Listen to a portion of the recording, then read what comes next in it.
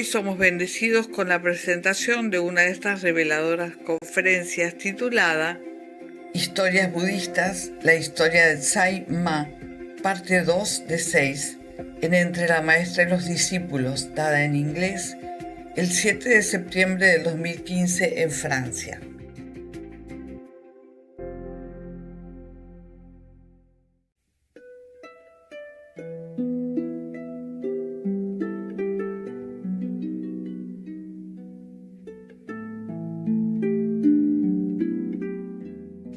Even when I bought this house, I was thinking European people can come, when once a while, when they're fed up with city life, with the smoking car and, and noise. So they can come here. I have a big garden. They can camp sometimes.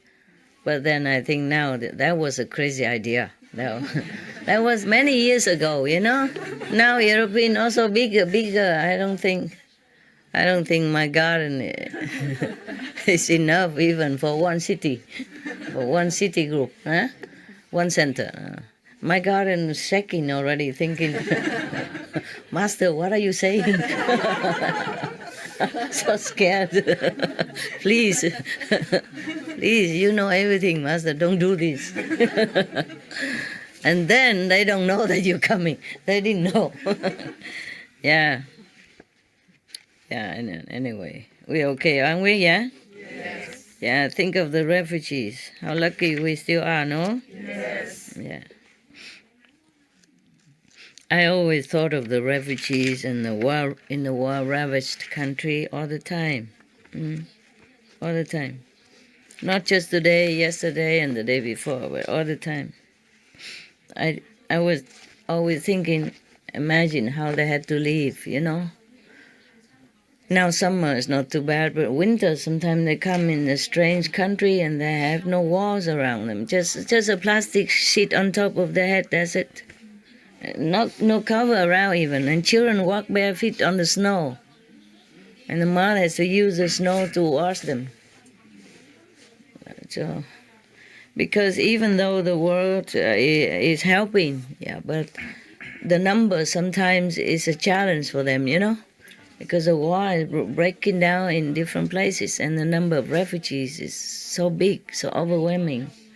Sometimes it poses a challenge to even the best organized and disciplined country like Germany. Yeah. So you cannot always blame them if they was reluctant, any country reluctant to take refugees. Because they also have their internal problem to take care. You see what I mean?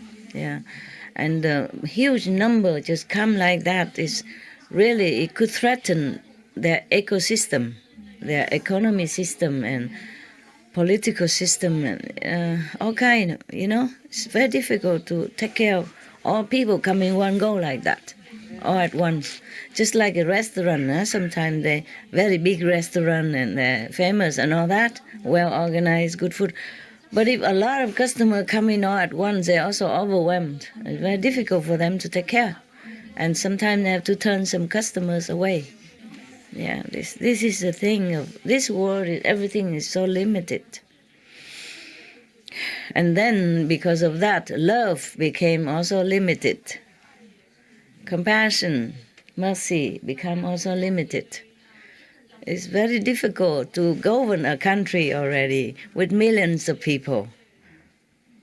And then have internal problem, economic problem, and, all kind of things that they have to take care already. And then suddenly came some strangers from somewhere, has nothing in their hands to take care of themselves. So they have to almost like immediately give them food, drink, a blanket, clothing, medicine, emergency, baby milk, all kind of things. This is also very difficult for any country to cope with. It's easy for anyone to just sit somewhere safe and secure and say, oh, why the government don't do this, why the government don't take in the refugees, why they don't have compassion. It's easy to criticize, but it's not easy for any government, any country to suddenly take in such a great influx of refugees like that, especially language problem also. It's difficult for them to find translator, to organize their place. Okay, I tell them how to sleep here, sleep there, and go here, go there. And language problem could pose some misunderstanding and more sensitive, hurtful feeling for the refugees who had already been on edge, going through a lot of hardship and lost everything already and exhausted. From hunger, thirst, and tiredness of walking and hiding and escaping. It's really terrible world. The whole world is so bad. Yeah. And then if our diplomatic failed, then some government even has to resort to military actions, then will be more war, bigger war, more war. There'll be more people die and more trouble, more suffering, more pain, more sorrow, more destruction, and then more rebuilding. Because also before the war, during the war, and after the war. On SMTV, I told them to air the cause of war. You've seen some of that, Not just humans' life, but economy. Whatever we all been saving and earning and building up, and then because of war, we're going to lose it. And lose more. And it take long time to rebuild everything again. Okay, I'm going to read you a story, I think this is the last story of this book. Other story are maybe not so suitable. So I don't want to read it. Some are too bad. Okay. This is a story about a person named Saima. We should really thank the past masters, monks and nuns and scholars who has take time to record what the Buddha is teaching after the master's nirvana. And also for the past and present persons, lay or monks or nuns who has really dedicated themselves, sacrificed their time and precious health or under any difficult situation to translate this so that I can read it to you. We have to thank them. And may they be blessed forever by all the Buddhas, past, present, and future. May their merit be immense. May they be liberated forever. Thank you.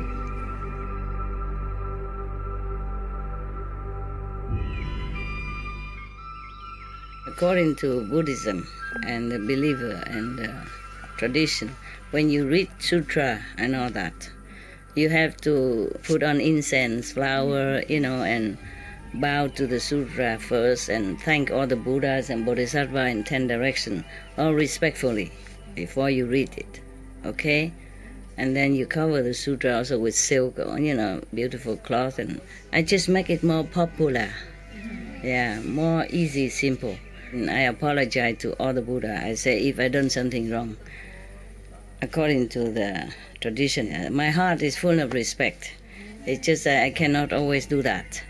So please, all the sin, whatever I've done wrong, is all on me. At least other people, they hear the names of the Buddha, according to the sutta, they will get benefit. Yes.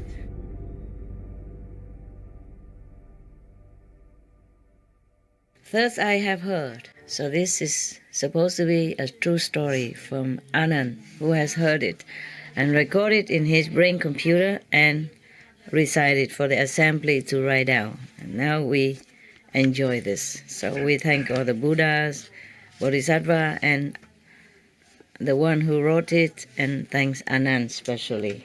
Anand, reverence Anand especially. Beautiful monk. Okay. Thus I have heard. One time the Buddha was in the country of Layuki at the bamboo groves ashram with countless disciples.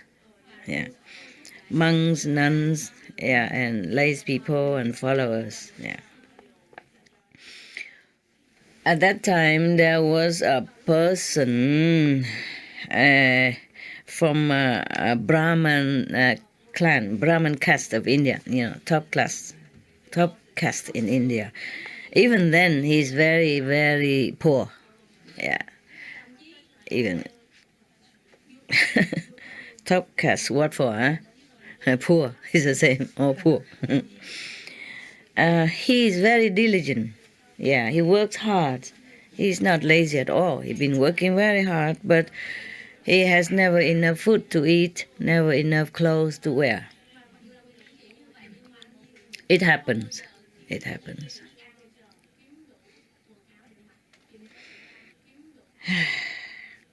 It happens. I knew that.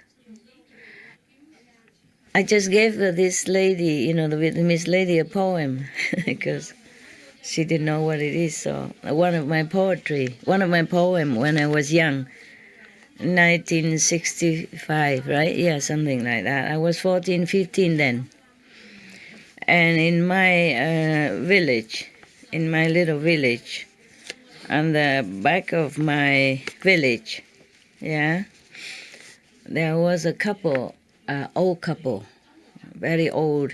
He must be like 60 more, almost 70. His wife looked younger, but they were old people.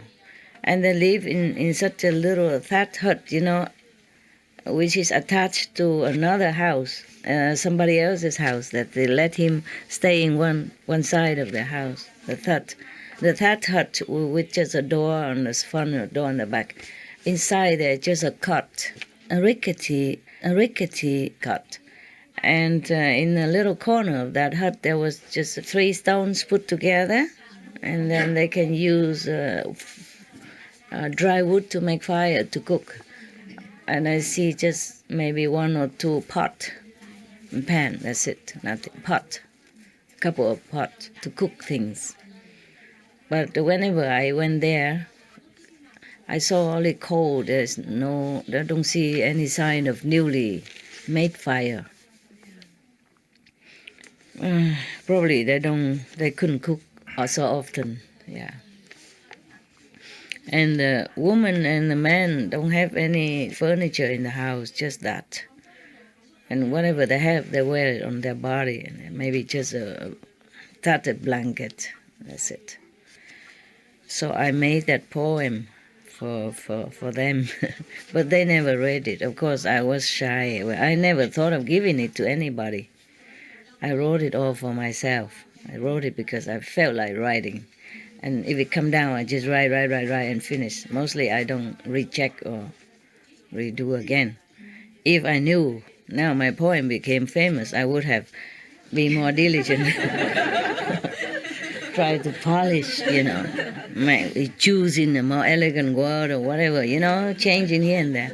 I didn't do it. Can you give it to me again? I wrote it 40-some years ago. My God, am I getting old? And I forgot, I translated for you, huh? They translate already, This is in the book called Pepper and Gold, the poetry book of Pepper and Gold. Pepper, yeah, stone and gold. They translated some of them on SMTV. They told me, is that correct? Yeah, but I didn't know. Last night I read it. They did very well. It's just that they cannot truly express what in the Vietnamese is supposed to mean, Okay, I'm trying. It's simple English. It will not be rhyming, okay? It's just like, okay, I probably do it one by one, but there are some I cannot. I don't know how. Okay. Even the bamboos and the banana bush, the banana tree, banana bush? Banana, huh? No, not tree. It's not a tree. It's not a bush. What is it? Huh? Okay, never mind. Even the bamboo and the banana beside the house are graced with the heaven and earth blessing. So they're lushful and green. How come I am, as a human, lack of everything? The blanket's not warm, not enough to keep warm, and eating in the morning might not have in the evening, might not have meal again in the evening. The two old people, as if the two shadows, two desolated shadow or lonely shadow, something like that. Yeah, living on the edge of society, meaning they're not counted in, almost like that. I felt like they are just casted out. So they're living on the edge, right, of the society, and like holding on to each other to pass day by day, to pass the time, to pass the day. Yeah. The thatch hut is a rickety, I say, no? Is it shaky? Yeah? Rickety? Yes, a rickety, with rickety pole and shanty a wall. Yeah, very sharpy. Sharpy. And the cooking place, yeah, it's just covered with cold ashes. For many days has not been reignited. Yeah. Whatever value is here, whatever left over is just a one-string music instrument, old one-string music instrument. That's a special in Vietnamese instrument, old, yeah, ancient. Yeah. And I am playing Ting Ting Tang, melancholy tune of the ancient time, an ancient melancholy tune. Yeah. I wrote it for him. His name is Shah, yeah, 1965. Yeah. It happened. This person, how come there's another one here? Okay. This person that I wrote the poem for, he was very diligent. Just now I read to you that this person is very poor, but he has been very diligent. He worked hard. This person in this poem, Mr. Shah here, Shah, is very diligent too. I saw him, whoever called him, he immediately run. He kind of handyman, but not in modern time. He will lose job. Over there, he's like man the thatch hut, the thatch roof, installing a new pole, bamboo pole or something like that, trim the trees, bringing wood to people. But he's almost blind already, and he's so old already, still working very hard. So it really could happen to people like that. Not like they are lazy or anything. It really could happen. But he played very beautifully. One time he came to fix something for my aunt's house.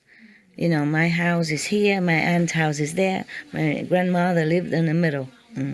We also in simple house. It's nothing luxury or nothing like this even. And one time he went there and he fixed something, and then he brought, I don't know, maybe my aunt asked him or something. Or he just wanted to offer it because my aunt was kind to him. My aunt was, she owns a jewelry shop. Yeah, her sons and working to make jewelry, gold and stuff like that. Yeah.